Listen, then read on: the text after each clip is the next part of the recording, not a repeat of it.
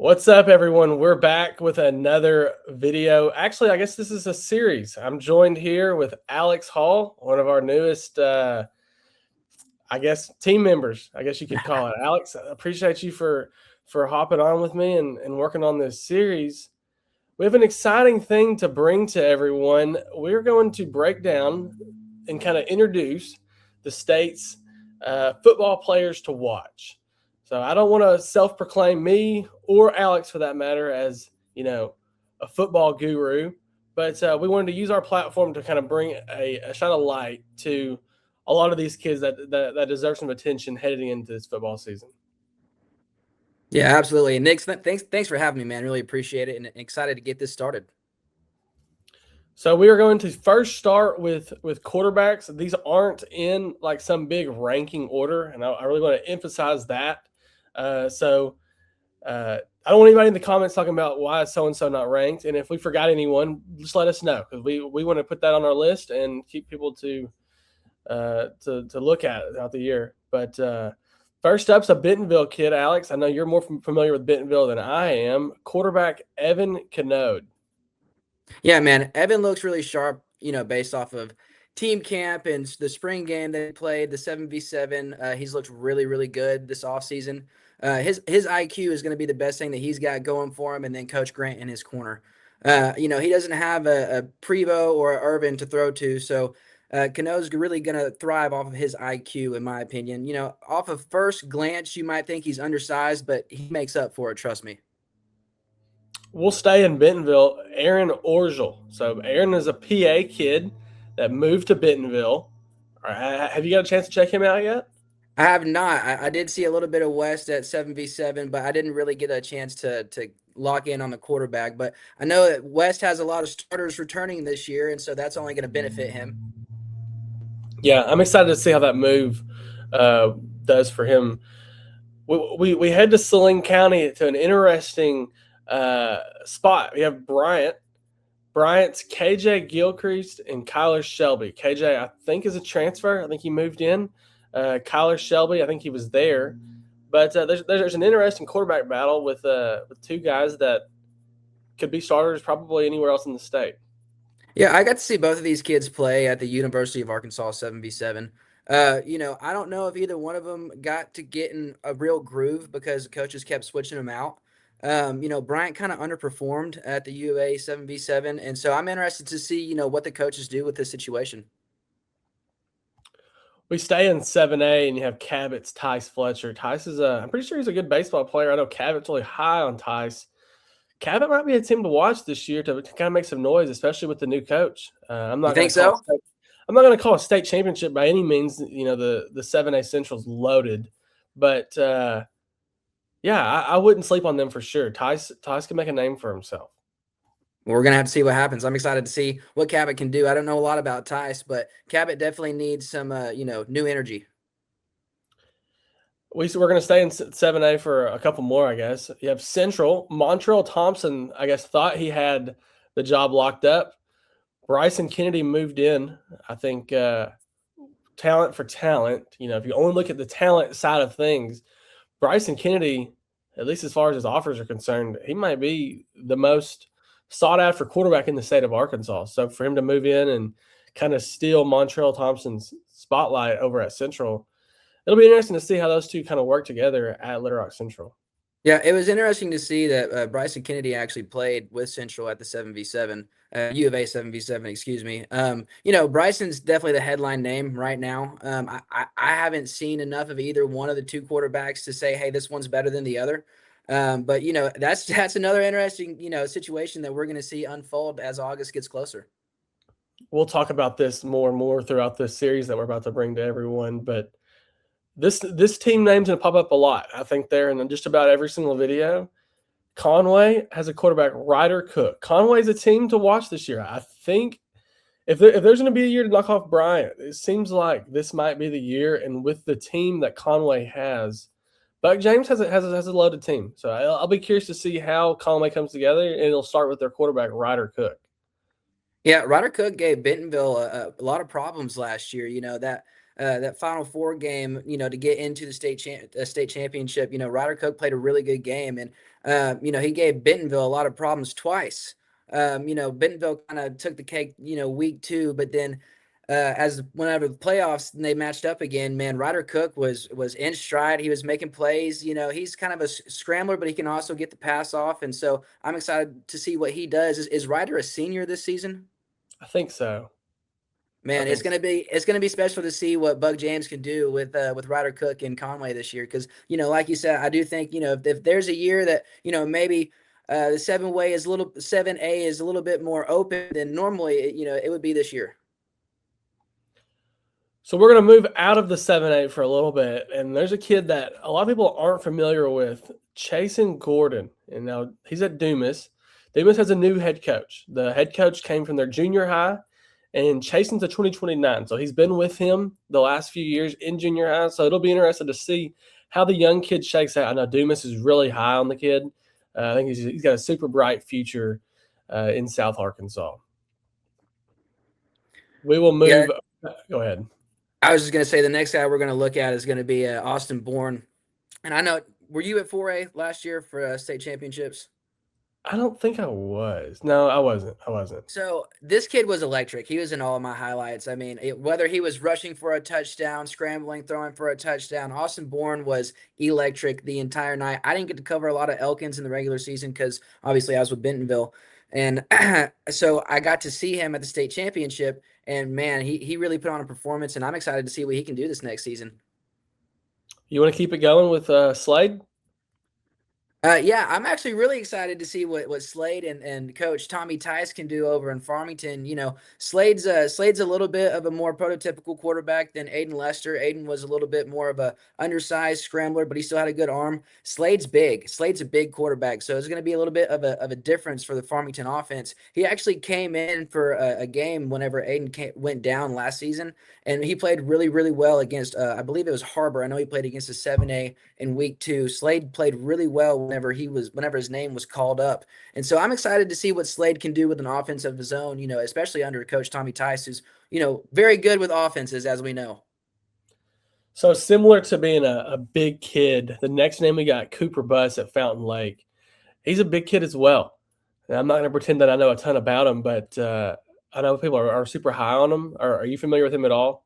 I'm not. I'm not. He's a big kid as well.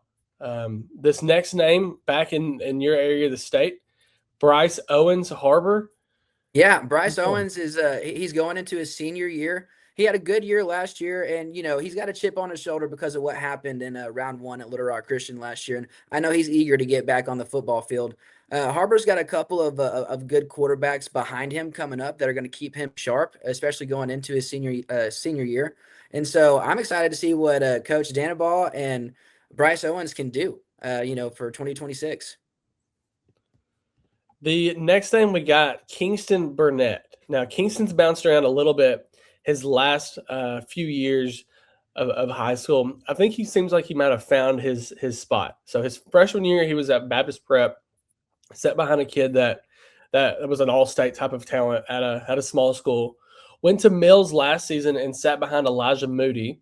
We all know how good Elijah is, and that's a name we'll probably mention here in a second. And now Kingston's at Jacksonville, and I know his head coach, Reggie Swinton, is raving about him. I feel like I see him on Facebook or Twitter or something. It seems like once a week, talking about how good Kingston is. His offers are rolling in. He's a really good kid. I'm excited to see what Kingston can do, and especially Jacksonville this season. Yeah, Jacksonville is one of those other teams that needs some new energy. That's for sure. The Little Rock Christian Warriors quarterback. Yeah, Hayden Hall. I guess. Yeah, Hayden Hall, man. I'm excited for Hayden and, potentially Elijah Robertson, as well. They're both going to be having Little Rock Christian can do so many things with these two guys. I spoke with a couple of coaches at the University of Arkansas 77, and basically what they told me was, if there's a way that they can have these two kids on the field at the same time, meaning Hayden Hall and Elijah Robertson, they're going to do it, And so what that looks like so far is having Hayden Hall at quarterback and moving Elijah Robertson over to receiver, kind of making Elijah kind of like a Matt Jones type of a player. And so, that just opens up the field so much. The Warriors are going to have probably a couple trick plays up their sleeve this season. Watch out for Little Rock Christian. We'll stay in the same conference. North Little Rock's Robert Jackson Jr. Brad Bolding is really high on him. Robert's coming off of an injury last season. I'm excited to see what the Charging Wildcats can do this season. It seems like Brad Bolding has inserted a bit of life into that program. There's a lot of guys that we'll talk about throughout this series at North Little Rock. So I'm excited to see what Robert Jackson can do this season. Yeah, I don't know a whole lot about Robert Jackson, unfortunately. But if Brad Bolding is giving him praise, then there's not a lot. My opinion matters at that point. So I mentioned earlier that we would talk about Elijah Moody, and now it seems like the time. He's transferred to Parkview. He's got a loaded team around him, and I guess that's the 5A. I'm excited to see what Elijah can do. He's a great dual threat guy. He's a big body kid. He can move really really well. He kind of feels like a KJ Jefferson type of quarterback Okay. in high school football, I would say. Um, super good stats at Mills the last couple of years. I'm excited to see what he can do in a new look offense with some talent around him. The 5A is like in Arkansas, 5A is like the SEC, right? And 5A is just so tough. And so we're gonna see how he stacks up. We're gonna move to P Ridge. Hudson White, is that? I think that's 5A. Is that 5A? I think we I can say believe that. P Ridge is 4A in baseball and basketball, but with all the classification changes, it's really hard to keep up. I would assume they're 4A. Okay. Do you know anything about Hudson White? He's starting to get I some do offers. I do not know anything about Hudson White, man. I need to do some more homework on the P Ridge kid. It's in my backyard. Yeah, he's in your backyard. He's starting to get a little bit of traction, college traction. I can't remember if he committed or not. Um, it was some lower level FBS schools that he was getting some offers from. There's another big kid. Um, he can sling it. Caleb Sullivan at Pulaski Academy. It's another kid that's going to be a FBS quarterback at some point. He's starting to get some college pub, I guess you could say. He's a kid. He's a kid for sure to keep an eye on. I'm interested to see what Pulaski Academy can do. Without Coach Lucas. They've got a new head coach coming in, and obviously going to be implementing a new system, and so that's never easy for a quarterback. So we're going to see how he handles it. Who do we have next here? Reese Simpson. Reese is a kid at Robinson. We mentioned the 5A being like the SEC, and Reese is a big reason why. He's debatably the best quarterback in the state of Arkansas in this upcoming class. He's got a super good team around him. Another great kid. I'm excited to see what Coach Up at Robinson can do with his senior quarterback back another season. Yeah, I think Robinson's going to have a lot of success this year, and I wouldn't be surprised to see them back at War Memorial Stadium because of Reese Simpson. So I've got a lot of high praise for Reese, especially after last season. But each year is a new year, so we're going to see what happens. I do think they make some noise in the playoffs, and whatever happens after that happens. Jacob Miles at Searcy. This is a kid that last year no one really knew much about. And if you don't know about him yet, you will shortly know about him. Searcy's a Okay. team that they are throughout this series. They'll be all over it.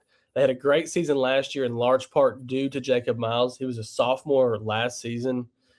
He can sling it. And if you ask, kids at Robinson or other teams in their conference, they have super high praise for him, and that says a lot about a quarterback. If your conference foes are high on him.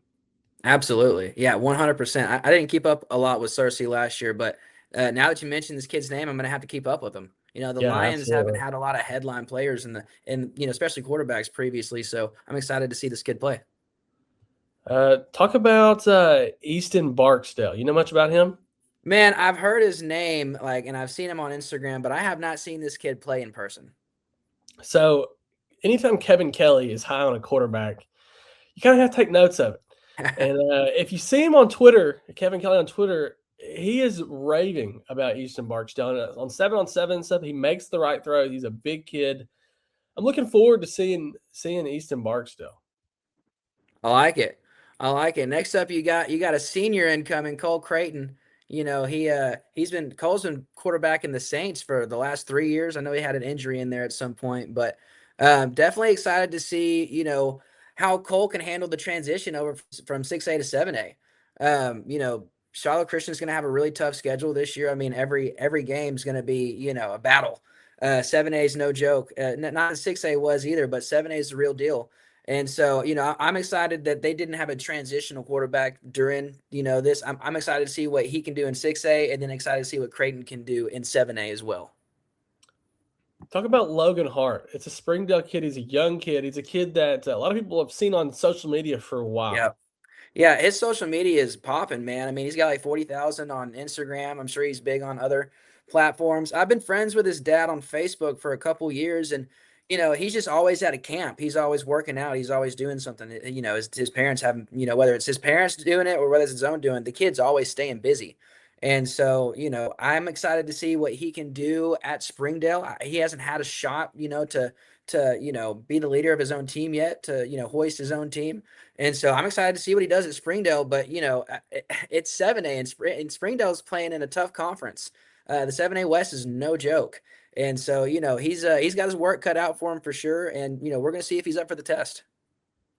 So I mentioned earlier, Reese Simpson might be the best quarterback in the state. If anyone is going to give him a run for his money in his class, it's Kane Price at I Stuttgart. like it. I like it. He had ungodly numbers. It felt like last year. He recently committed to Texas State. Stuttgart's a team that they fell short last year in that 4A. I don't know if they made the championship game or it was the semifinals, but they fell short nonetheless. And Stuttgart's a team that I could see at Memorial next season in the 4A. They have a lot of talent coming in large part due to Kane. Yeah, and they've got a chip on their shoulder because of what happened last year, and they've got one of the best quarterbacks, just like you said, here in the state of Arkansas. And he's a dual athlete as well. He plays multiple sports, and that only keeps you sharp outside of football season. And so, yeah, I'm excited to see what Kane can do this upcoming year. I believe he's a senior going into his senior season. And so, yeah, I almost, I don't want to, jinx the kid, but I expect him to be at War Memorial, and we'll see if I'm right. Yeah. So again, if we forgot anybody, please let us know in the comments, and stay tuned for the running back video.